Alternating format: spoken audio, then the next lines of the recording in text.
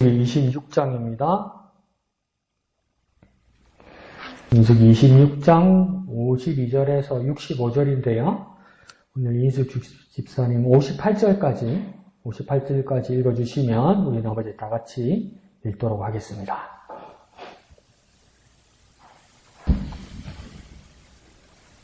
여호와께서 모세에게 말씀하여 이르시되 이 명수대로 땅을 나누어 주어 기업을 삼게 하라.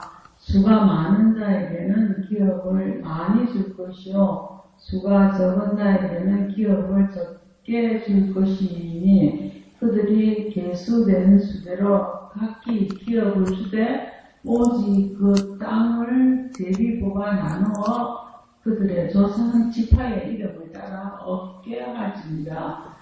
그 다소를 막론하고 그들의 기업을 제비 뽑아 나눌지니라. 레위인으로 계수된 자들의 종족들은 이러하니 게르손에게서 난 게르손 종족과 고핫에게서 난 고핫 종족과 무라리 천천히요. 다시 천천히요. 무라리에게서 난 무라리 종족이며 레위 종족들은 이러하니 libni 종족과 헤브론 종족과 말리 종족과 무시 종족과 고라 종족이라. 고핫은 아므람을 낳았으며 네, 다 같이요. 아므람의 처의 이름은 요게벳이니 레위의 딸이요 애국에서 레위에게서 난 자라. 그가 아므람에게서 아론과 모세와 그의 누이 미리암을 낳았고 아론에게서는 나답과 아비후와 엘르아살과 이다말이 낳더니 나답과 아비후는 다른 불을 여호와 앞에 들이다가 죽었더라. 1개월 이상으로 계수된 레위인의 모든 남자는 23,000명이었더라. 그들은 이스라엘 자손 중 계수에 들지 아니하였으니 이는 이스라엘 자손 중에서 그들에게 준 기업이 없음이었더라. 이는 모세와 제사장 엘르아살이 계수한 자라. 그들이 여리고 맞은편 요단과 모압 평지에서 이스라엘 자손을 계수한 중에는 모세와 제사장 아론이 시내 광야에서 계수한 이스라엘 자손은 한 사람도 들지 못하였으니 이는 여호와께서 그들에게 대하여 말씀하시기를 그들이 반드시 광야에서 죽으리라 하셨음이라. 이러므로 여분네의 아들 갈렙과 눈의 아들 여호수아 외에는 한 사람도 남지 아니하였더라. 아멘. 자, 인구조사 두 번째 이야기입니다. 그러니까 이게 민수기 안에 다 들었다는 것은 백성민자의 숫자를 이야기하는 거예요. 그러니까 민수기라고 한자어로 말할 때도 사람 수를 센다는 이야기입니다.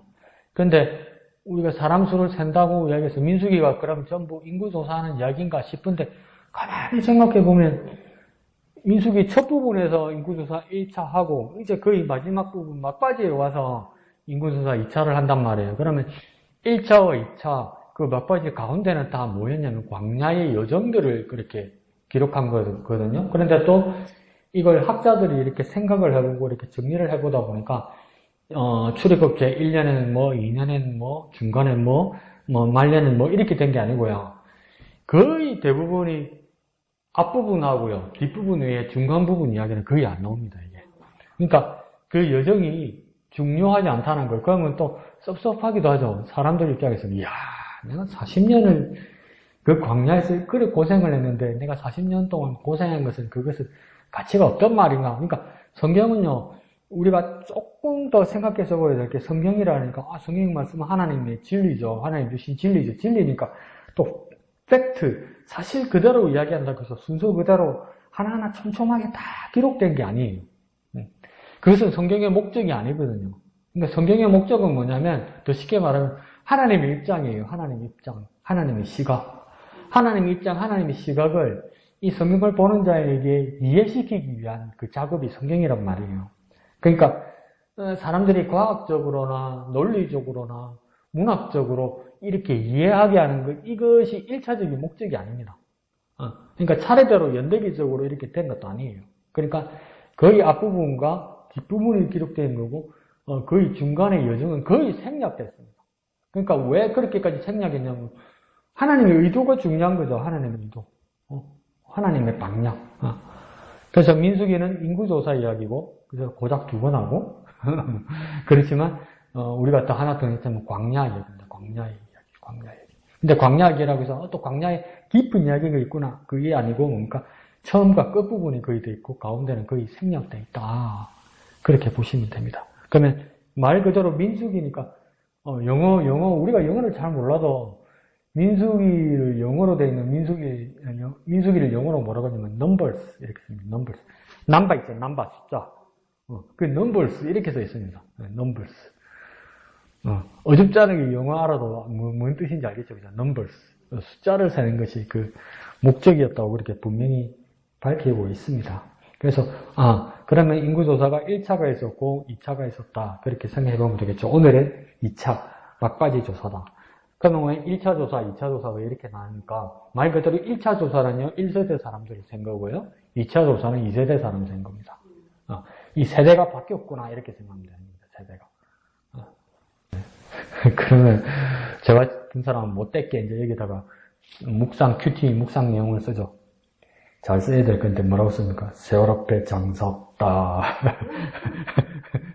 세월 앞에 장사 없다. 이렇게. 세대가 바뀌는 겁니다. 세대가.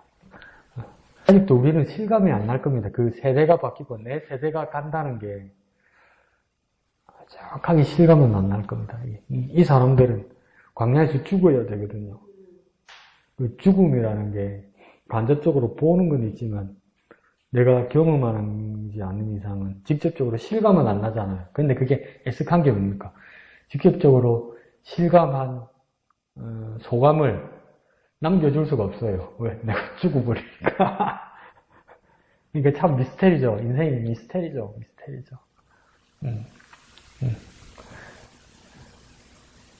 인생만으로 따지면 인생과 죽음에 대해서는 막연한 겁니다. 막연한 거. 그러니까 뭐 잘 모르는 겁니다. 저같이 연약한 마음으로 한번 말씀드려 볼게요. 죽음이란 건 막연하기 때문에 솔직히 죽음이란 걸 우리가 생각하면 두렵죠. 불안하죠. 목사님 믿음으로 해야지. 맞습니다. 근데 불안하고 두렵잖아요. 왜요? 잘 모르니까 불안하고 두렵기 때문에 그 불안하고 두렵다는 건 우리가 어떻게 할 수 없다는 것이 분명한 거예요. 그거는 분명한 거예요. 그러니까 우리는 어떻게 해야 됩니까? 그 주님께 의지할 수 있는 거예요. 주님께 의지할 이유가 되는 거예요. 그게. 주님께 의지할 이유가 되는 거예요. 나는 잘 모르겠고 불안하고 두렵고 내가 결정할 수 없는 일이기 때문에 주님께 의지할 수 있는 거예요. 더 불안하고 두려운 일일수록 더 주님을 의지합시다. 그것이 우리 믿음의 이유입니다. 아닙니다. 괜찮습니다. 그것도 맞긴 맞는데 저는 그렇다 이거죠. 왼쪽에 제목 한번 읽어볼까요? 시작. 인구조사를 통해보는 과거와 미래. 과거니까 1차 인구조사를 말할 거고 미래. 현재가 아니고 미래라고 그래서 또 다른 뜻이 있을까 이렇게 생각하기도 하는데 그걸 2차로 씁시다. 일단은 과거는 1차 조사고요. 인구조사고 미래는 2차 인구조사를 일단 봅시다. 그래서 두 번의 인구조사가 있었다. 1차는 1세대고 2차는 2세대이다. 이게 얼마나 냉혹하냐면 이 1차 조사에 들어가지 못하고 똑같이 광야에서 죽어야 되는 사람 중에 포함된 사람 중에 모세와 아론도 포함된다 이겁니다. 모세와 아론도. 불가항력이라 이거죠. 하나님께서 못 박죠. 65절에 이는 여호와께서 그들에게 대하여 말씀하시기를 그들이 반드시 광야에서 죽으리라 하셨음이라 이렇게 하잖아요. 그러니까 이게 40년 전에 한 말이잖아요, 사실은. 지금 40년이 지나서 이 말씀을 다시 확인하는 것 뿐이지, 이 말씀을 하나님이 하신 적은 40년 전에 한 거잖아요. 그들이 반드시 광야에서 죽으리라. 그들은 하나님을 원망하던 1세대 사람들, 그 사람들이 반드시 광야에서 죽으리라. 40년 전에 하신 말씀이잖아요. 그러면 저같이 연약한 사람은 어떤 마음이 드냐면, 하나님 40년 전에 말씀하셨단 말이에요. 네가 원망했기 때문에 너는 가나안 땅에 들어가지 못하고 광야에서 방황하다가 40년 만에 이 광야 안에서 죽을 것이다. 그러면 40년 전에 말씀하시는데 10년 지나도 별일 없고 20년 지나도 별일 없고 30년 지나도 별일 없고 약속했던 건 다 보이고, 그럼 우리 마음에 어떤 생각이 들겠습니까? 혹시나 시간도 오래 지났는데 하나님 잊어먹었는가 보다. 하나님도 세월의 장사가 안 돼. 하나님도 내가 그런 말을 했나 그런가 보다. 그런 생각이 들었을 거예요. 막 모세는 그러니까 너부산 꼭대기까지 올라가서 그 보라고 말씀하시잖아요. 눈앞에 약속의 땅이 보이는데 못 들어간단 말이에요. 근데 못 들어갈 거라면 상상도 못 했을 거예요. 에이, 그래 말씀하셔도 들어갈 수 있을 거라고 생각했어요. 그런데 보니까 막바지에 딱 들어가기 발을 들이대려고 하는데 하나님 뭐랍니까? 40년 전에 내가 말했잖아. 너희들이 반드시 광야에서 죽을 것이다. 네, 그렇게 말했잖아. 그걸 다시 한번 하나님께서 리마인드 시킨단 말이죠. 그러니까 우리 생각에는 그냥 은근슬쩍 우리 은큼한 마음으로 그냥 이렇게 두루뭉실하게 넘어갈 수 있는 것이 은혜라고 생각하지만, 아니요, 하나님 말씀은 정확하다는 거죠. 그러니까 하나님 말씀 꼭 지키신다는 걸 우리가 그냥 잊지 말아야 됩니다. 그러니까 은근슬쩍 두루뭉술 그냥 넘어가겠지, 그런 일이 불가능하다는 겁니다. 왜요? 하나님이시니까. 우리는 잊고 살 수 있어요. 하나님 40년 전에 말씀하셨고 10년, 20년, 30년, 31년, 33년, 35년, 36년, 39.12, 3, 4, 5 이때까지 우리가 잊어먹으면서 살아갈 수 있어요. 우리는. 그러니까 우리 사람들 말에 무슨 말이 있습니까? 소상집에도 상 주고 웃을 일이 있다고 이야기하잖아요. 진짜 웃을 일 있죠. 그 뭡니까? 망자를 영정해놓고 그 안치실에 모셔놓고도 그렇게 슬픈 순간에도 중간중간에 어른의 죽음을 잊고 어떤 반가운 사람이나 웃기는 일이 있어서 웃을 수 있단 말이에요. 우리 사람이기 때문에. 이게 유지가 안 된단 말이에요. 근데 하나님은 그렇지 않아요. 하나님은 우리 수준을 생각하면 되고, 하나님은 잊지 않고 그대로 쭉 오시는 거예요. 그대로 쭉. 그게 하나님 정말 냉정하고 냉혹하다고 우리가 생각할 수도 있지만, 하나님의 그런 속성 때문에 한시도 하나님 말씀하시면 잊지 않고 계속 기억하면서 이걸 이끌어오기 때문에 우리가 구원받을 수 있었던 거예요. 어머야, 니 죽었나? 어머야, 니 안 믿었나? 어머야, 니 구원 못 받았나? 하나님 그런 실수가 없단 말이에요. 하나님 잊지 않으시니까. 그걸 하나님께서 분명히 그 양면을 오늘 보여주시는 것만 같습니다. 자, 봅시다. 밑에 초록색 두 줄 있죠? 이스라엘은 왼쪽 위에요. 이스라엘은 시작. 이스라엘은 인구조사 결과를 땅 분배의 기초 자료로 삼아 다가올 미래를 준비하고 인구조사에서 드러난 과거의 순종과 불순종의 결과를 확인하여 교훈을 받습니다. 이렇게 말을 좀 어렵게 해놨다, 그죠? 그 첫 번째 줄 가운데 보면 땅 분배의 기초 자료로 삼았다 이렇게 이야기하죠. 그러니까 어떤 분이 이렇게 정리를 하세요. 1차 인구조사는 군대 편성을 위한 것이다. 군사 편성을 위한 것이고, 2차 인구조사는 이제 약속의 땅에 다가왔을 때 땅 분배를 위한 것이다. 1차 조사는 군대 편성, 군사 편성, 2차 인구조사는 이제 드디어 땅을 분배하기 위해서 하나님께서 인구조사를 한 것이다. 그렇게 말하는데, 오늘 52절에서는 그렇게 말씀하시죠. 처음에 두 번째 줄 가면 땅을 나누어 주어 기업을 삼게 하라. 오늘 그러니까 52절요. 그렇게 말씀하시지만은 오늘 아침에 앞에 보았던 26장 1절에 보면 글자가 너무 작아서 2절 끝에 보면 또 이렇게 말합니다. 20세 이상으로 전쟁에 나갈 만한 모든 자를 계수하라. 전쟁에 나갈 군사 이야기도 하세요. 그러니까 두 가지 목적이에요. 두 가지. 그런데 특별하게 땅의 분배가 같이 있다. 이렇게 보시면 되는 겁니다. 그래서 다가올 미래를 준비한다는 것은 그걸 말하겠죠. 땅 분배를 말하겠죠. 그러니까 두 가지겠죠. 땅 분배, 다가올 미래를 준비하는 땅 분배와 군사 편성도 같이 있었습니다. 왜요? 약속의 땅 들어가면 그냥 땅이 되는 게 아니고 그 정복 전쟁을 해야 되거든요. 또. 군사 편성도 같이 들어있죠. 그래서 두 번째 줄에 보면 과거의 순종과 불순종의 결과를 확인하며 교훈을 받습니다. 이러잖아요. 그 순종과 불순종의 결과, 크게는 오늘 읽었던 본문에서 뒤쪽에 1세대가 아무도 들어가지 못하는 것, 그 불순종한 사람들 그렇게 말할 수도 있지만 오늘 아침에 11분을 이렇게 큐티를 했으면 어떤 이야기가 나오냐면 특이한 이야기가 나옵니다. 여기서 보면 글자가 너무 작아서 죄송합니다만 11절에 보면 특이한 말씀을 하세요.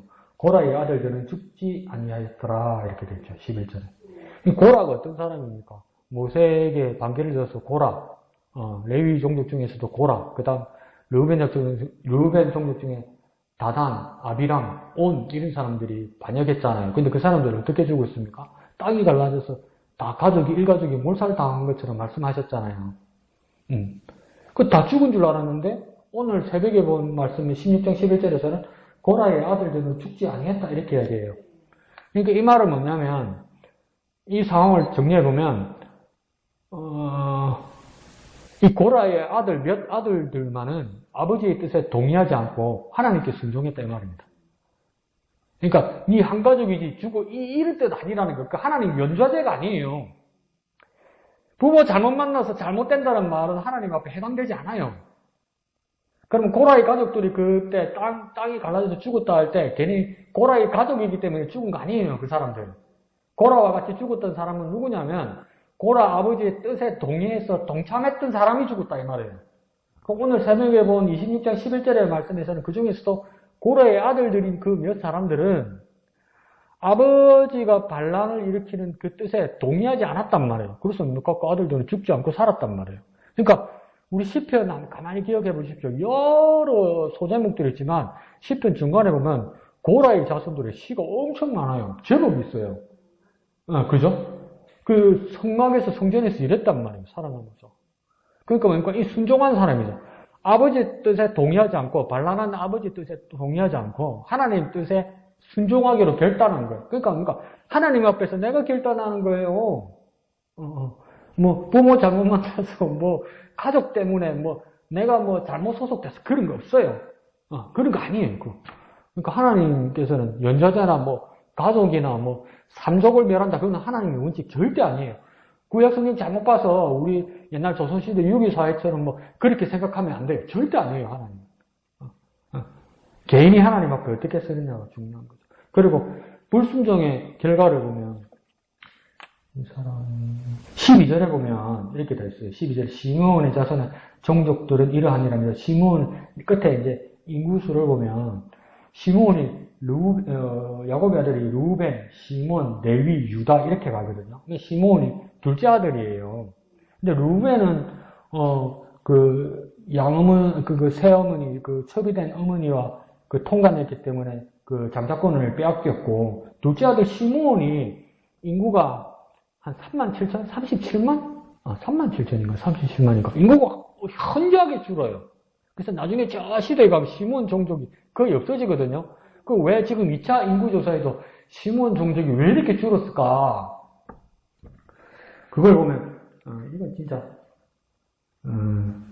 화요일날 우리 큐티에서 이렇게 보면 그 이유가 약간 나와요. 약간 화요일 큐티에 보면 9일날 큐티에 보면 14절에 보면 죽임을 당한 이스라엘 남자 곧 미디안 여인과 함께 죽임을 당한 자의 이름은 시므리라 그랬어요. 근데 시므리는 어떤 사람이냐? 살루의 아들이요 시몬의 조상의 가문 중 한 지도자며 이러잖아요. 그러니까 이 죽은 시므리가 누구냐면 시몬 지파 사람이란 말이에요. 근데 이 지금 어떤 사건이냐면 미디안의 여자들을 막 음란하게 풀어가지고 막 유혹하는데 이스라엘 남자들이 다 넘어갔는데 다 이제 이 막바지에 이르는데 아직도 정신 못 차리고 그 미디안 여자 고수비란 여자와 시므리란 남자가 다 같이 한 장면에 들어가서 엉뚱한 짓을 하려고 그럴 때 그때 제사장 가문에 있는 비너스가 창으로 찔러 죽인 사건이거든요. 그러니까 그 죽은 사람 중에 한 사람이 누구냐면 시므리라는 사람인데 시몬 지파란 말이에요. 근데 이 사람이 종족의 우두머리라고 이야기했잖아요. 그러면 이건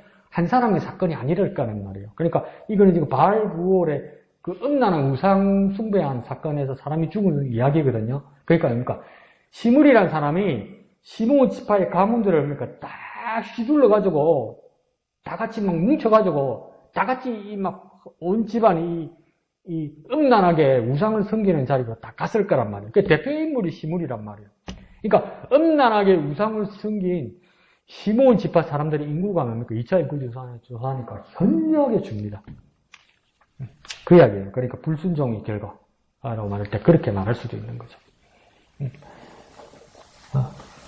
진짜 더 극단적으로 말하면 우상 숭배는 하나님하고 결별입니다. 결별. 뭐 타락 이렇게 말할 수 있는데 하나님하고 결별입니다. 결별. 우상 숭배는. 숭배잖아요. 숭배는 하나님을 숭배하는 거잖아요. 근데 우상을 숭배하기로 했으면 하나님 안 섬기겠다고 말하는 거 아니에요. 그럼 하나님하고 결별입니다. 그러니까 시몬 지파가 흔적이 줄고요. 나중에 흔적도 없어집니다. 그러니까 우상 숭배라는 것이 뭡니까? 집안을 망하게 하는 거예요.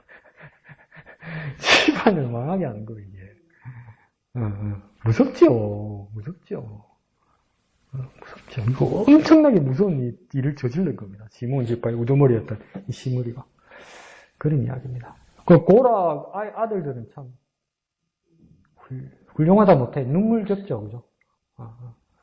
아버지와 그 가족들이 땅속에 꺼져 죽어가는 걸 모습을 보고서도 나는 아버지 뜻에 동의하지 않는단 말이죠.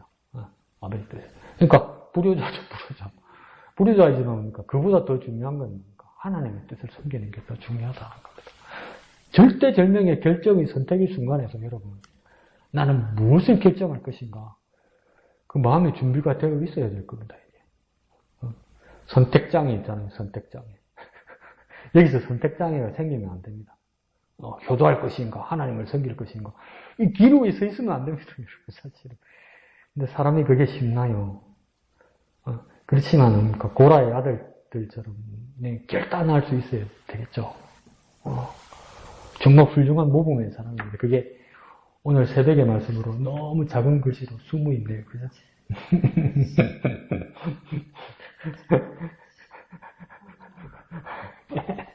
좋습니다. 네. 자, 이한득 집사님 한번 들어볼까요? 네.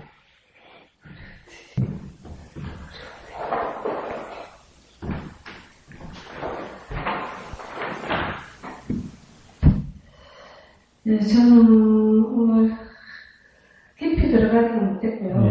네, 그냥 오늘 우리 52절 여기 보면서 여호와께서 모세에게 말씀하여 이르시되 이 명수대로 땅을 나눠 주어 기업을 삼게 하라.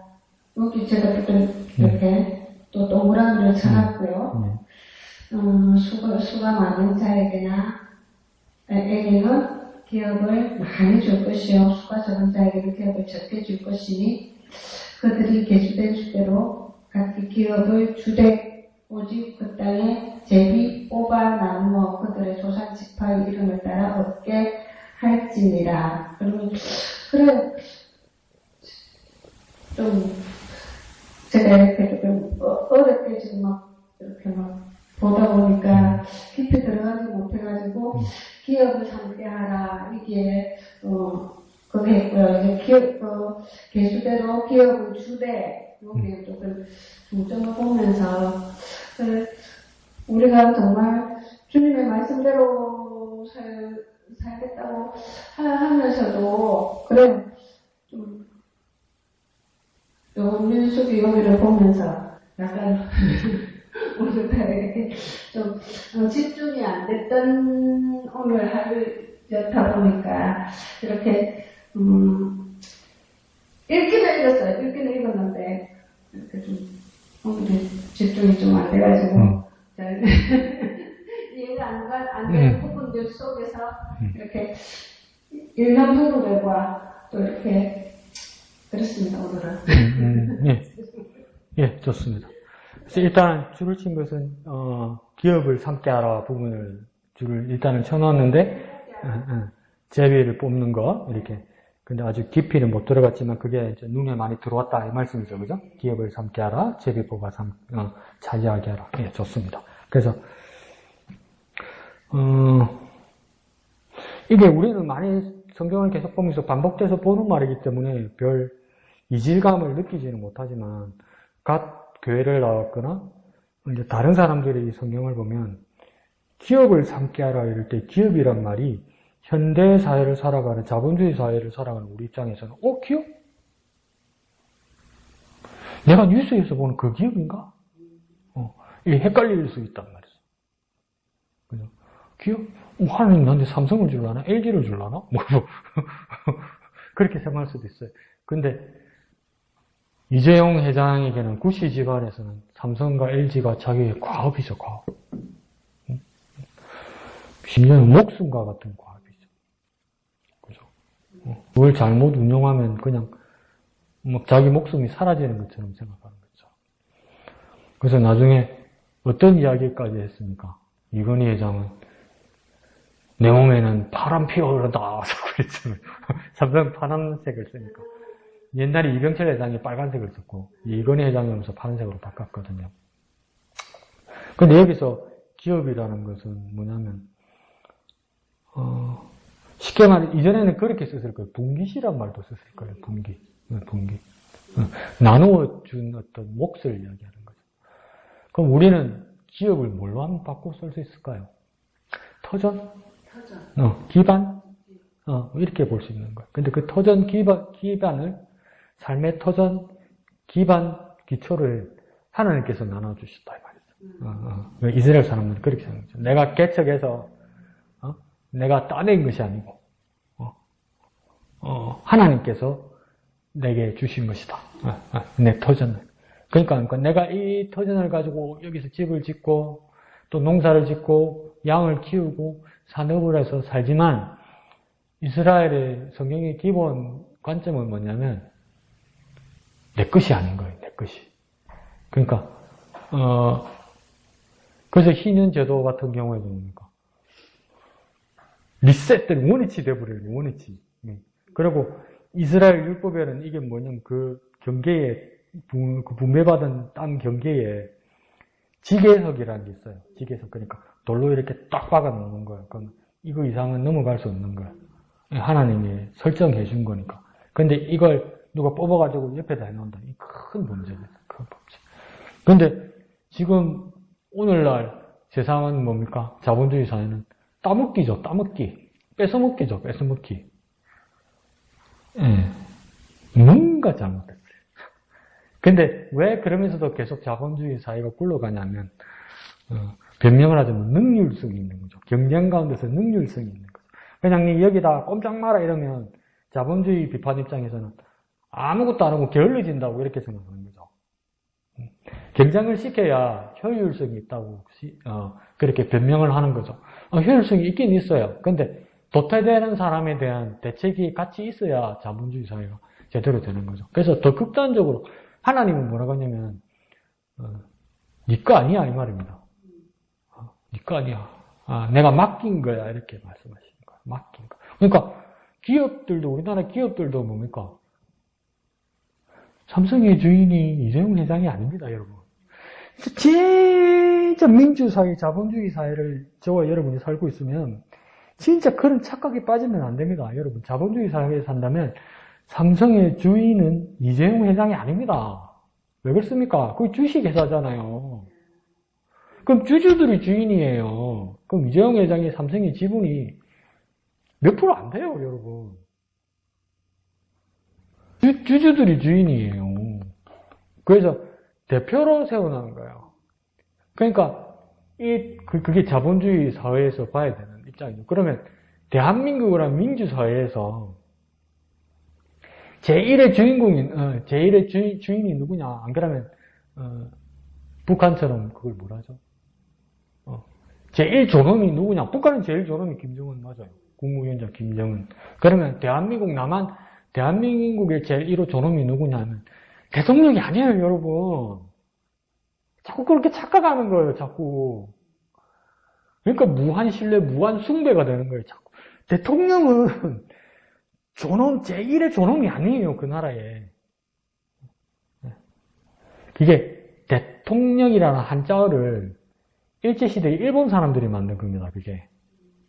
그 영자 있잖아요, 영자. 그게 어디하고 통하는 말이냐면 소령, 중령, 계령에 속하는 말입니다, 그게. 그러니까 별 장군도 아니에요, 여러분. 장군 계급도 아니에요, 대통령이. 그리고 이전에 지금은 없어졌지만 이전에 대통령을 부를 때 호칭이 각하였잖아요. 각하. 각하가 극존칭이 아니에요, 여러분. 황제에게는 폐하,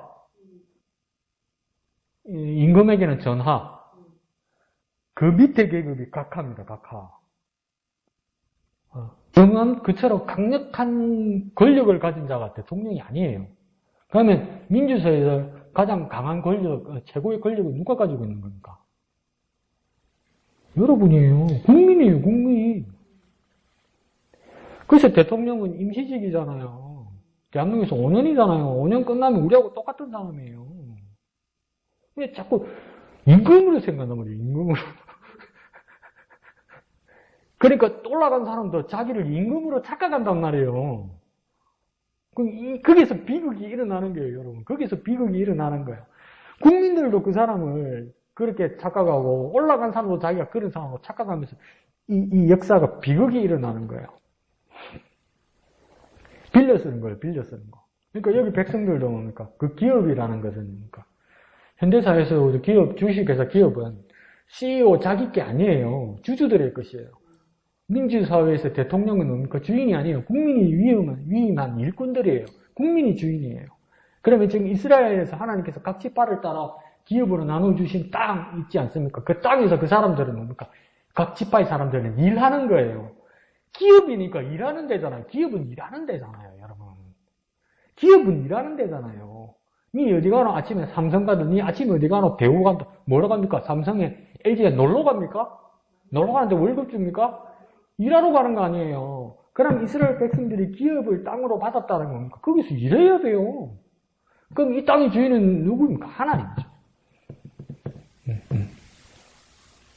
그 마음이 있었겠지, 양도 집사님. 그 기업에도 그쳐놨겠지. 그리고 제비란 말이, 제비를 뽑아서 땅을 줬다는 말이, 야, 이게 얼마나 놀라운 그거냐면,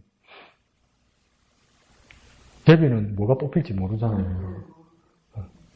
그러면, 여러분이 만약에 그 시대의 지파의 족장이라고 칩시다. 자, 족장들 모이라. 12명 쫙 모이라. 모여가지고, 통을 딱 들고 가죠. 모세가 쫙 흔들더니 자 뽑아라. 두 번 없다잉. 뭐 뒷건 없고 무효 없다잉. 뽑으면 딱 끝이다 끝. 그러면 이제 니네도 땅 되는 거다. 불만 없다잉. 뽑으려면 여러분 어떻게 하겠습니까? 기도하면서 주여 좋은 땅 주여 좋은 땅 주여 좋은 땅 우물도 있고 물도 있고 전기 잘 들어오고 바람 잘 불고 햇빛 잘 들어오고 좋은 땅 다 기도할 거 아니에요. 그러면 그 땅이 기도 많이 한 사람은 좋은 땅 걸리고 기도 열심히 하는 사람은 나쁜 땅 걸립니까? 아무도 몰라요. 제비는 아무도 모르는 거예요, 여러분. 막 기도했는데 산골짜기 걸릴 수도 있어요. 저 산골짜기 그냥 깜깜한 산골짜기 아무것도 안 보이고 해 뜨는 것도 안 보이고 해지는 것도 안 보이고 막 바람도 안 타고 그런데 걸릴 수도 있어요, 여러분. 근데 왜 제비 뽑으라고 그러는 거예요? 그게 공정하다는 거예요. 왜요? 안 그러면 권력 있는 사람, 능력 있는 사람, 연결되어 있는 사람, 백그라운드 있는 사람이 먼저 좋은 땅을 차지하려고 하겠지. 누구라도 그러려고 하겠지요. 그러니까 하나님부터 그러니까 제비 뽑아라. 그 누구도 유리한 점을 주지 않는다는 거예요. 그러니까 하나님께서 공정을 말씀하시죠. 그게 공정이에요. 그게 공정. 그 제비라는 것은 제비 뽑면서 빨 이거 전혀 없는 겁니다, 여러분. 제비 뽑는다고 하니까 막 기도 열심히 하고도 좋은 거 뽑게 해주십시오. 그게 전혀 없다는 이야기입니다, 여기는. 그런 거 전혀 없다는 겁니다, 여러분. 그러니까 기도 열심히 해서 나는 착한 사람이니까 내가 이때까지 하나님께 헌신 많이 했으니까 하나님이 이 제비 뽑을 때 내가 운 좋아서 나는 좋은 거 뽑히게 해주실 거야. 믿습니다 하고 딱 뽑았는데 희한한데 걸리는 거야. 그래서 공정한 거예요, 여러분. 하나님 그래서 공정한 거예요. 하나님 그래서 공정한 거예요. 특별히 내만 봐주시는 게 아니라서 공정한 거예요. 그래서 공정한 거예요. 목사님, 마음이 안 받아들여집니다. 맞아요. 내 마음이 안 받아들여지기 때문에 하나님은 공정하신 거예요, 여러분. 내 마음이 받아들여지면 뭡니까? 하나님은 나하고 쏙닥쏙닥 해가 청탁해가지고 뭐 한 거 아니에요, 여러분. 나는 정말 하나님하고 가깝고 친밀하다고 생각하는데 얄궂은 이상한 땅에 걸렸어. 햇빛도 안 들어오고 막 바람도 안 통하고 그런 데 걸렸어. 그래서 하나님께 그런 하나님을 보면 모든 사람들에게 공정하신 하나님이에요. 또 하나님을 발견해야 되는 거죠. 그래서 내가 그 자리에다가 물음표를 내가 써놨습니다. 그래서 너는 그런 하나님을 접수할 수 있나? 실생활에서 그 밑에다 써놨습니다. 어렵지. 어렵죠. 내 마음이 어렵죠. 그래도 하나님은 공정하신 하나님입니다. 그게 제비의 뒷이야기입니다. 무슨 말인지 이해는 가시죠? 그래서 여러분 삶의 자리에서 하나 둘씩 깨달아가는 겁니다. 이렇게 막 하나님 앞에 섭섭하기도 하고 서운하기도 하고 순간적으로는 막 어떻게 이랬을 수 있나 막 이런 마음이 들기도 하고 근데 지나고 보면 하나님이 그 뜻이었구나 그 마음이셨구나 천천히 알아지는 거 성격 급하면 원망도 할 수 있죠. 근데 지나고 나면 하나님의 뜻이었구나 이제 지나고 보니까 여러분 자녀들 키우고도 보니까 그때 부모님 마음 이해 가잖아요. 오해했다는 거 그런 거 있죠. 하나님 오죽 하겠어. 예, 좋습니다. 예, 감사합니다. 예, 목사님. 저는 그 마지막 절에 65절에 예. 광야에서 죽으리라 했습니다. 라고 하는 부분이요. 예. 약속의 땅에 들어가는 방법은 하나님과 되게 순종하는 것, 원망도 의심도 불평도 아니고 순종하면서 한 걸음 한 걸음 나가야 하는 그런 땅인 것 같아요. 오늘 땅을 분배할 때도 역시 마찬가지로 좋은 땅, 나쁜 땅이 있기도 하고 또 아직 정복하지 않은 땅이 있다 보니까 어떤 때는 강한 족속이 있는 그런 지역도 있을 거고 아니면 무주공산이 있는 그런 땅도 있을 거고 그럼에도 불구하고 어떤 결과에 순복하면서 이렇게 나가야 하는 그런 땅인 것 같아요. 또 그러기 위해서는 어떤 면에서는 그 하나님의 말씀이라고 하는 부분 또 하나님의 약속이라고 하는 부분에 어떤 절대적인 우선순위를 두고 쭉 나가야 한다라고 하는 어떤 그런 면도 있는 것 같아요. 61절에 보면 나답과 아비후는 다른 불로 여호와 앞에 부리다가 죽었다. 그러니까 불은 불인데 그 하나님께서 말씀하지 않은 불. 뭐 우리로 생각하면 내 생각이겠죠. 내 생각이 이 불도 불이고 저 불도 불이고 뭐 하나님의 불이라 해가지고 뭐 색깔이 다른 것도 아니고 그냥 뭐 똑같은데 뭐 하면서 아마 쉽게 이렇게 자기 생각과 섞었던 부분들이 있는 것 같아요. 그러니까 100%의 순종을 원하시는 그런 하나님이신 것 같아요. 그래서 그 약속의 땅에 이렇게 들어갈 수 있게 되었는데 저는 좀 의문이 드는 것 가운데 하나는 물음표 중에 하나는 1차 그 인구조사, 그러니까 민수기 1장에 보면 60만 3,550명인데 60만 3,550명에서 2명 빼고 48명은 회개 안 했을까? 정신 못 차렸을까? 40년 동안 그냥 그 광야에서 헤매다 죽는다라고 하는 그 소리를 들었음에도 불구하고 되돌이킬 생각은 안 했을까? 걷긴 걸었잖아. 가긴 갔잖아. 그냥 어떻게 보면 나름대로 최선을 다했는데 불편했지요. 뭐, 원망도 하고, 환경이 그랬으니까. 뭐, 아무까지, 뭐, 이렇게 욕이 차오르는데, 화가, 분노가 차오르는데, 어떻게, 쏘은 것 같기도 하고, 사기당한 것 같기도 하고, 약속의 땅이라고 하는데, 보이진 않고, 허허불편밖에 없고, 불기둥이 있고, 불기둥이 있지만, 그럼에도 불구하고, 뭐, 그 풍족한 것은, 뭐, 먹고 사는 데는 뭐, 어려움이 없지만, 사람이 먹고 사는 것에만 만족하는 사람이 이 땅에는 아무도 없으니까, 그렇게 불평하면서 나가긴 했지만, 그래도 목표를 향해서, 약속의 땅을 향해서 한 걸음 한 걸음 하나님의 이름을 쫓아 나아갔는데, 좀 너무하신 거 아닌가? 나도 60만 3천 488명 중에 나도 들어가는 거 아닌가?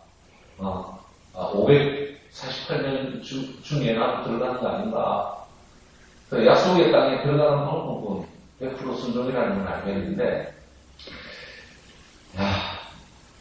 열심히 노력해야겠다.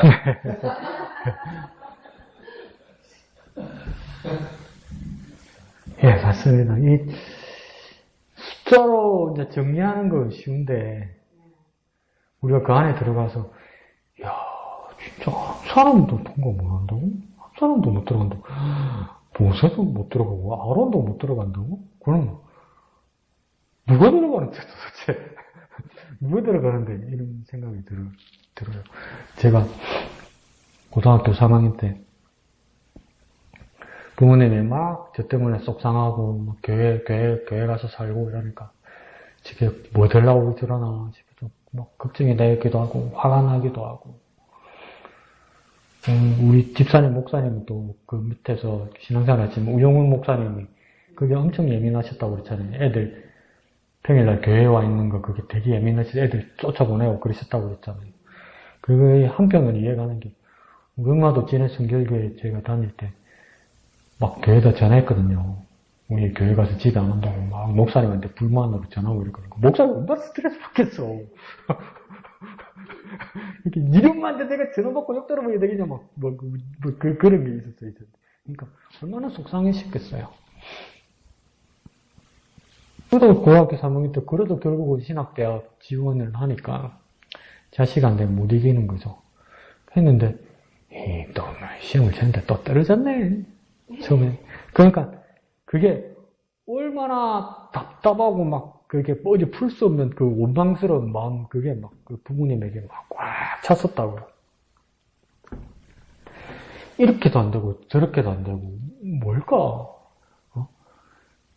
동네 사람들도 그랬거든요. 얘가 고등학교 3학년이라면 대학교 이제 지원문 썼을 때 그 집에 우경이는 어디다 썼어? 다 궁금해하고 물어보고 이랬잖아요. 그러니까 우리 엄마는 이제 모르긴 참 몰라. 신학대학 간다네. 이러니까 동네 사람들 다 그래, 가는 그거 갈 데가 없다. 평소에 뭐 하는 게 그 짓인데 뭐 이러면서 어떤 사람은 그렇게 말하고 어떤 사람은 인정하는 마음으로 그렇게 말하셨다. 근데 똑 떨어졌네. 그러니까 이게 뭐 어떻게 변명을 해야 될지 어떻게 설명을 해야 될지.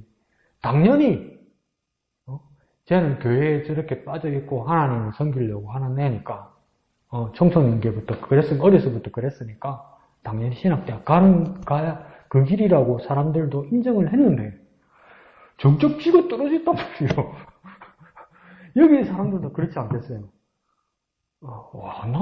나는 별 한 것도 없고 나는 홍해를 지금 가나안 땅에 들어가는 사람은 홍해를 건너본 사람도 아닐 거예요. 홍해를 보지도 않았을 거예요. 광야에서 났단 말이에요, 이 세대 사람들은. 그런 기적도 경험 안 했단 말이에요. 근데 나는 뭘 잘해서 들어가지? 이런 애들도 있었을 거예요. 내가 뭘 잘해서 들어가지?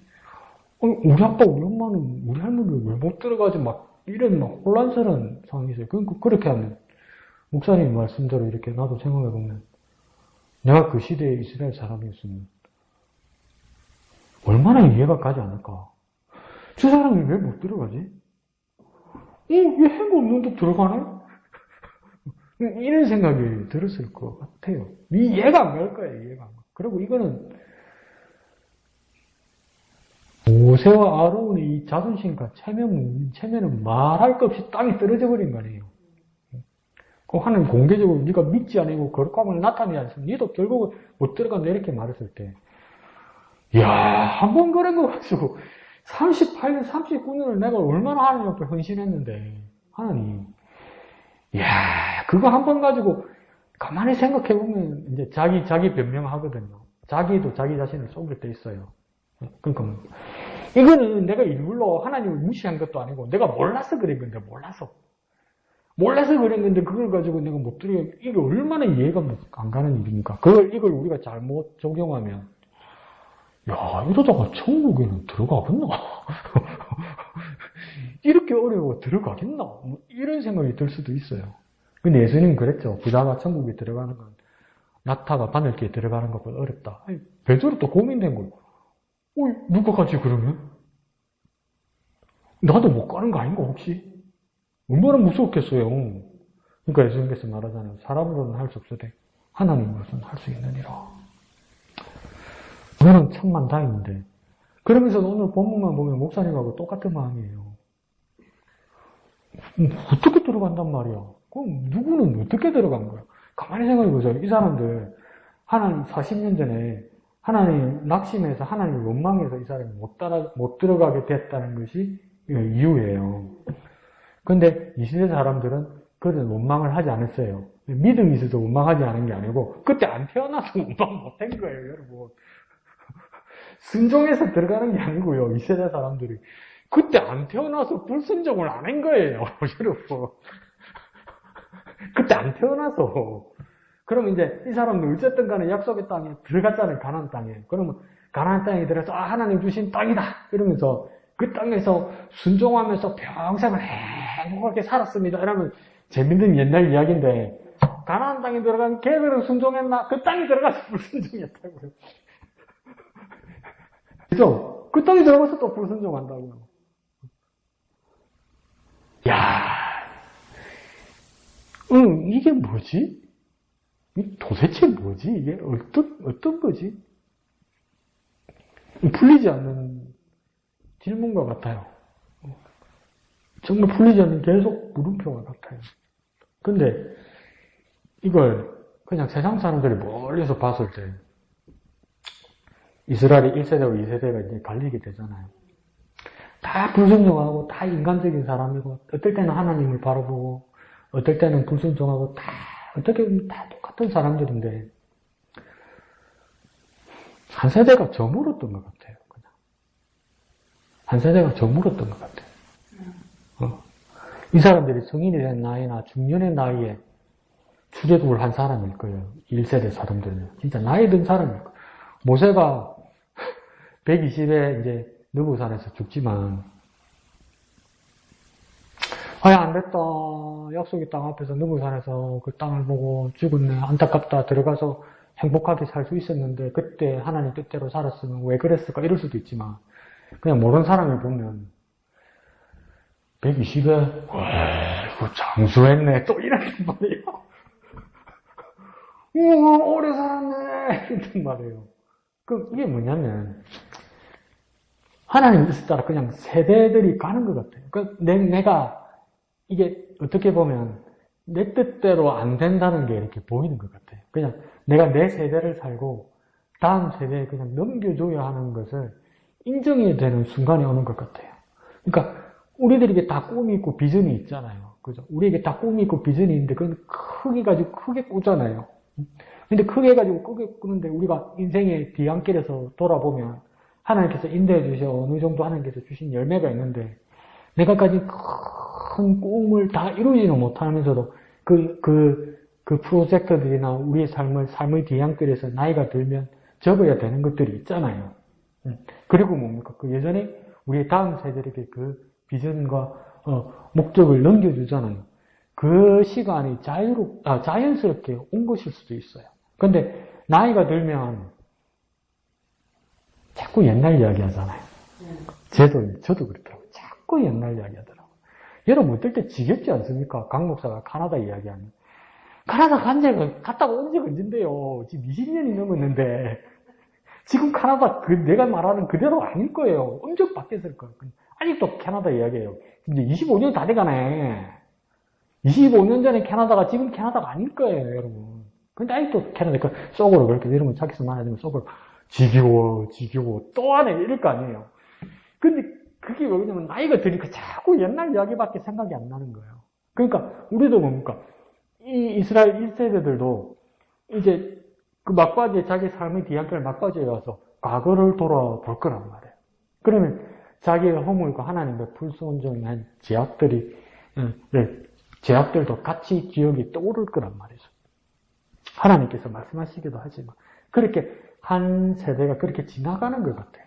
지나가는 거. 그러면서 내가 그때 하나님께 불순종했고 그때 내가 참 철이 없어서 하나님을 원망했구나. 내가 이제 다 가지 못하지만 그래도 감사하게 나의 아들과 나의 후손들이 약속의 땅에 들어가는구나. 이걸 불가항력적으로 인정해야 되는 순간이 온 것 같아요. 불가항력적으로. 이게 제 상상입니다. 제 상상. 죽음이라는 건 죽어보지 않고는 정의할 수 없고 말할 수 없는 것이기 때문에. 그죠? 내가 경험하는 것이 아니니까. 근데 내가 경험하는 순간 다른 사람에게 가르쳐 줄 수 없는 기회가 또 없으니까.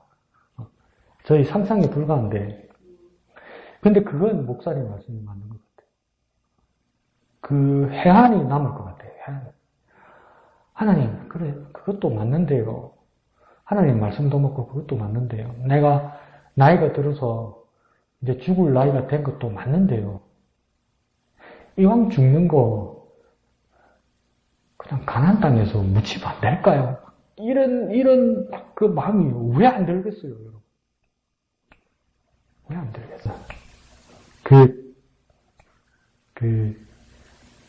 대전에 있을 때 목사님이 어버이날에 대해서 부모님 이야기하면 그 케아라고 그렇게 호탕한 양반이 자기 어머니 이야기 한 번만 나오면 눈이 뽀글대지고 좀 울 때가 있어요. 그 왜 그러냐면 그분도 개척할 때 위기가 많고 엄청 고생했거든요. 나중에 어떤 일까지 있었냐면요. 이정이들이 찾아온 거야. 그 목사님 행방불명이 됐어. 그러다가 며칠 만에 나타나는데 뭐냐면 도저히 길에 들어서 자기가 장기 떼가 팔아서 갖고 내 죽을 거라고 그랬단 말이에요. 근데 그 고생하는 걸 고생하는 것만 보고 그분 목사님 어머님이 돌아가셨어요. 그러니까 지금은 이제 어느 정도 이렇게 자리를 잡았으니까 그때 지금의 모습을 어머니가 한 번도 못 보고 가셨거든요. 그것 때문에 자기 고생하던 모습만 어머니에게 보여드리고 한 것 때문에 아직도 어머니 이야기는 막 운다고요, 한 번씩. 근데 다시 생각하면 어쩔 수 없는 거예요, 여러분. 어쩔 수 없는 건데 아쉬움이 남아있는 게 인생인 것 같아요. 그 어쩔 수 없는 것을 하나님 앞에 인정해야 되는 것도 많은 거죠. 그러니까 히스기야가 잘못하고 실수해서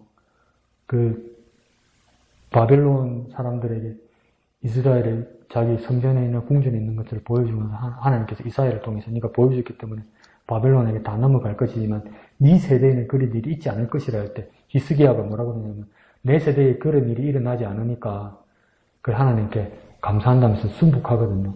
근데 다시 생각하면 지는 괜찮고 저거 후손 세대는 망한다고? 근데 지만 괜찮다고 좋아한다고? 그렇게 해석할 수도 있지만 히스기야가 더 이상 어쩔 수 없는 거예요. 더 이상 어쩔 수 없는 거예요.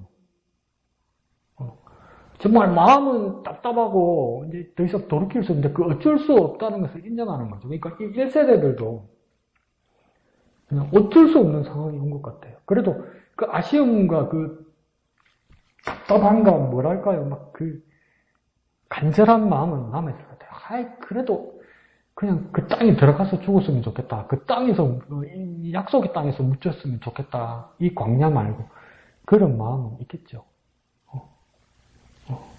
진짜 풀리지 않는 문제. 우리 감정이 풀리지 않는 문제. 그러니까 이치적으로는 이해가 가요. 다 이해 가요. 뭐 1세대가 여기 강의에서 다 저기 다 이해 가요. 근데 우리 마음이 안 풀리는 거죠. 마음이 안 풀리는 거죠. 아이고, 내 마음은, 그냥 하나님, 그냥 이렇게 들여보내주시면 되는데, 참, 매정하신 것 같네. 뭐, 이런 바보 같은, 우리 생각이 드는, 바보 같은 생각만은 아닌 것 같아요. 우리 감정이 그러니까. 하나님께서 주신 것이 우리 마음이고 감정이잖아요. 그런 마음이 드는 게 충분하죠. 죄송합니다. 자꾸 물음표만 안 되고. 맞춤표를 못 찍네, 저도. 물음표만 생기고 자꾸 이건 진짜 받침표 목사님 마음하고 똑같네요. 맞춤표를 못 찍겠네 이건. 무엇이다 이렇게 자꾸 구구절절하게 제가 이렇게 말을 하는 게 이겁니다. 이게 안 되네 오늘. 네. 얼마나 답답할까. 얼마나 간절할까. 하나님은 왜 그러셨을까. 그 하나님 기쁜 마음을 제가 잘 모르겠네요. 그래도 하나님께서 그래도 우리 할머니, 할아버지들은 그 마음은 좋으실 것 같아요. 우리 아들, 우리 손주가 들어가는구나. 나는 못 들어가지만 우리 손주가 들어가는구나. 억지로 드라마 만들어 볼게요. 아빠, 엄마, 할아버지 이런다고. 근데 나는 이 광야에 남아서 괜찮아. 들어가. 엄마, 할머니, 할아버지는 여기가 끝. 이제 여기가 다야. 그렇지만 니네들이 들어가게 돼서 참 좋다. 들어가. 이런 드라마가 나와. 슬프기도 하지만 할머니와 아버지, 할아버지 마음에는 좋은 것도 있는 거죠. 그래, 잘 됐다. 우리 자식들, 우리 후손들 들어가게 해주셔서 하나님 참 감사하다. 그것도 같이 있는 것 같아요. 오늘 강 목사 상상이네, 상상. 그렇게 베푸시는 하나님의 은혜를 깊이 생각하며 나아가는 저와 여러분 되기를 부탁드립니다. 1절 찬송하신 후에 기도하고 마치도록 하겠습니다.